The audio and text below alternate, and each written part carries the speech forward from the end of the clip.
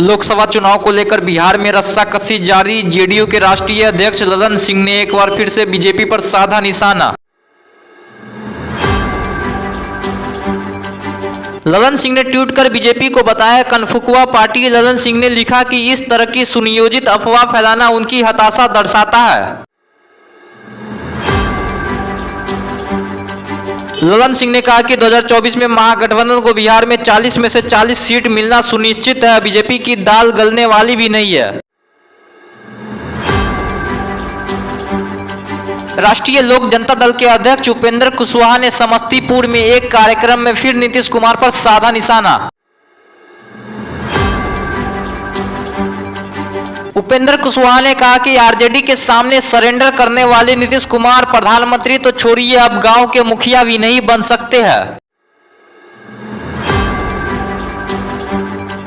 बिहार विधानसभा budget सत्र के छठे दिन बीजेपी विधायकों ने रोजगार मुद्दे को लेकर किया हंगामा। बीजेपी विधायकों ने 10 लाख नौकरी देने का वादा और 1.25 लाख शिक्षकों की नियुक्ति के लिए राज्य सरकार से की मांग। जमीन के बदले रेलवे की नौकरी देने के मामले में करीब 4 घंटे तक सीबीआई ने राबड़ी देवी से की पूछताछ। पूछताछ के दौरान राबड़ी देवी के आवास के बाहर राजद कार्यकर्ताओं ने सीबीआई और केंद्र सरकार के खिलाफ जमकर किया हंगामा।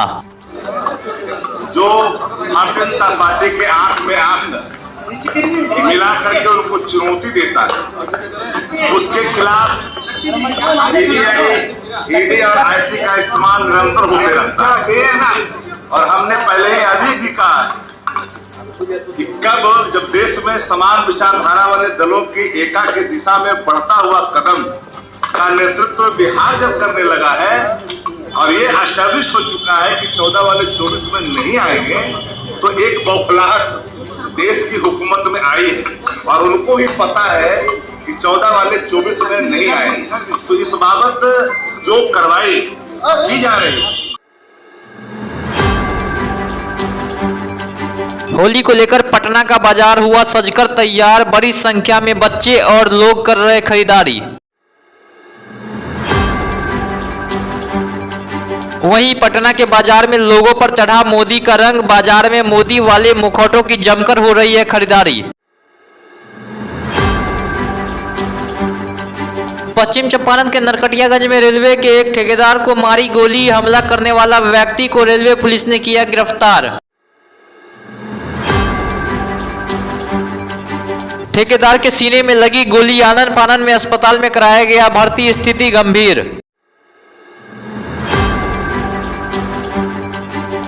वहीं ठेकेदार की पहचान पुरानी बाजार निवासी सुनील कुमार आर्य के रूप में हुई है। वहीं गोली मारने के आरोप में पिंटू मिश्र को पुलिस ने किया गिरफ्तार। बिहार पुलिस को मिली बड़ी सफलता। धनबाद पटना इंटरसिटी में नक्सली हमले का आरोपित नक्सली अजित कोरा को पुलिस ने उनके ससुराल से किया गिरफ्तार।